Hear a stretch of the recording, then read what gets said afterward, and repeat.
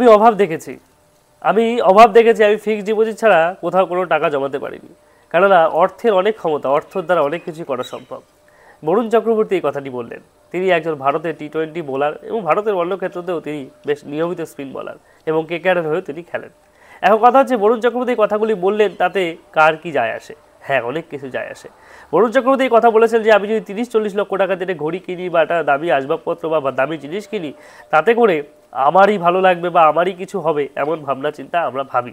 কিন্তু সেই জিনিসটির দ্বারা অনেক গরিব মানুষ যারা না খেতে পেয়ে মারা যাচ্ছে, তারা একটা 2 পুরুষ 3 পুরুষ একটা পরিবারের চলে যাবে ওই 30-40 লক্ষ টাকায়।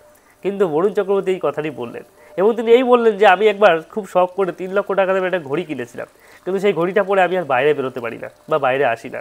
আমার ঘড়িটি এখনও আলমারিতে সযত্নে আছে। কেন আছে জানেন? কেননা আমার পারিপার্শ্বিক যে মানুষগুলো, আমার প্রতিবেশীগুলো, আমার পরিবারের মানুষগুলো, তারা সবাই মধ্যবিত্ত। তাই আমি তাদের সামনে অত দামি ঘড়ি পরে এসে দাঁড়াতে পারবো না, তাতে আমার লজ্জা বোধ হবে। যাই হোক, বরুণ চক্রবর্তীর মানসিকতাকে সত্যি অনেক উনিশ জানাই। অনেক অনেক শুভকামনা বরুণ চক্রবর্তীর জন্য। আগামী দিন যেন এরকম অহংকার শূন্য হয়েই জীবনে টিকে থাকো এবং ভালো ভালো পারফরমেন্স দাও আমাদের ভারতীয় টিমকে। ধন্যবাদ বরুণ চক্রবর্তী।